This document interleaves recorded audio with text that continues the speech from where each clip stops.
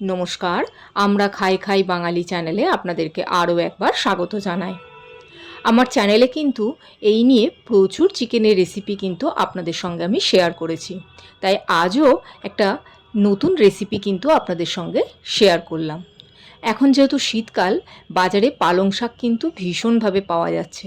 তাই এই পালং শাক দিয়েই আজকে চিকেনের রেসিপিটা রইল।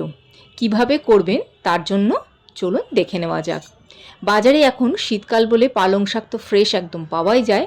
পালং শাক নিয়ে ভালো করে পরিষ্কার করে ধুয়ে নিয়ে একটু জল ঝরিয়ে রেখে নিয়েছি।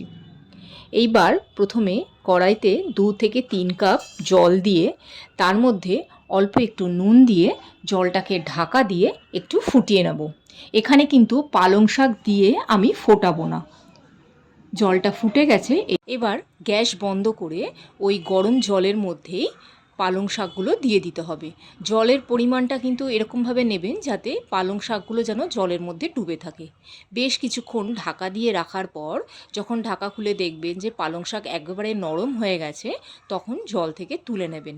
তুলে নিয়ে পালং শাক বরফ গলা জলে বা বরফ জলে ভিজিয়ে রেখে কিছুক্ষণ পরে ব্লেন্ডারে পেস্ট বানিয়ে নেবেন মিহি করে। এদিকে কড়াইটা গরম হয়ে গেছে, তার মধ্যে দিয়েছি প্রথমে 2 চামচ মতন সাদা তেল আর 1 চামচ ঘি। তাতে দিয়েছি গোটা গরম মশলা আর 1 চামচ গোটা জিরে। তারপরে দুটো মাঝারি মাপের পেঁয়াজ ঝিরি করে কেটে রেখেছিলাম, সেটা তেলের মধ্যে দিয়ে দিয়েছি। পেঁয়াজে যখনই একটু রং ধরবে তখনই দিতে হবে মাংস। এখানে আমি মোটামুটি 700 গ্রাম মতন মাংস নিয়েছি। মুরগির মাংসগুলো দিয়ে ভালো করে একটু নাড়িয়ে নিতে হবে। ভালো করে মেশানো হয়ে গেলে ঢাকা দিয়ে কম আঁচে রেখে দিতে হবে বেশ কিছুক্ষণ। যেহেতু ব্রয়লারের মুরগির মাংস তাই প্রচুর জল বেরোয়। যখন ঢাকা খুলে দেখবেন জলটা প্রায় অনেকটা টেনে গেছে, তখন এবার দিতে হবে বাটা মশলাগুলো।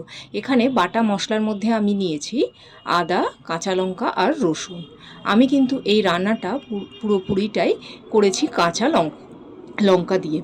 তো আপনাদের যদি মনে হয় যে আপনারা শুকনো লঙ্কা দেবেন, তো আপনারা এখানে শুকনো লঙ্কাও দিতে পারেন। বাটা মশলাটা দিয়ে তার উপর থেকে দিয়েছি পালং শাক যে মিহি করে বেটে রেখেছিলাম সেটা। সব কিছু দেয়া এখন মোটামুটি হয়ে গেছে। তো এবার নুন আর চিনিটা দিয়ে আবারও একবার ঢেকে রাখবো, কারণ পালং শাক থেকেও কিন্তু প্রচুর জল বেরোবে। তো গ্যাসটাকে আবার কমিয়ে ঢাকা দিয়ে বেশ কিছুক্ষণের জন্য রেখে দেবো।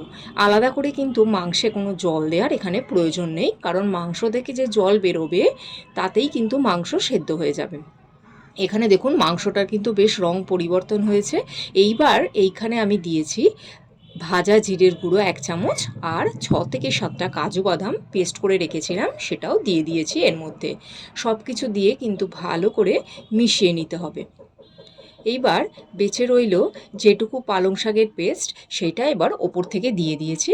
আর তার সাথে কিছুটা জল দিয়েছি যাতে গ্রেভিটা একটু হালকা হয়। মানে আমি খুব থিক গ্রেভি চাইছিলাম না, তাই জন্য খানিকটা জল এখানে দিয়েছি। আর সবশেষে এখানে দিয়েছি শাহি গরম মশলা। রান্না কিন্তু এখানে এখনও শেষ হয়নি, আরও কিছুটা বাকি রয়েছে। তো কি করব লাস্টে এবার দেখুন। এরপরে একটা আমরা তড়কা লাগাবো মাংসের মধ্যে। প্রথমেই একটু ঘি গরম করে নিয়েছি 1 চামচ মতন, আর গরম ঘিয়ের মধ্যে দিয়েছি কাশ্মীরি লঙ্কার গুঁড়ো।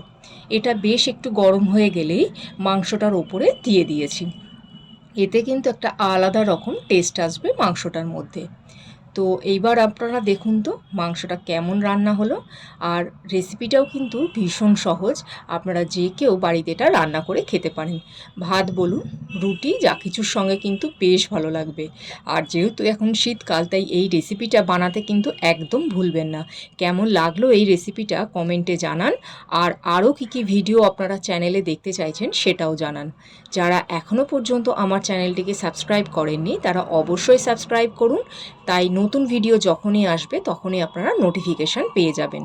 আর একটা কথা, আমার ফেসবুক পেজ আর ইনস্টাগ্রাম অ্যাকাউন্টও আপনারা একবার ভিজিট করে আসতে পারেন। সেখানেও কিন্তু এই রেসিপিগুলোর আপডেট থেকে যায়।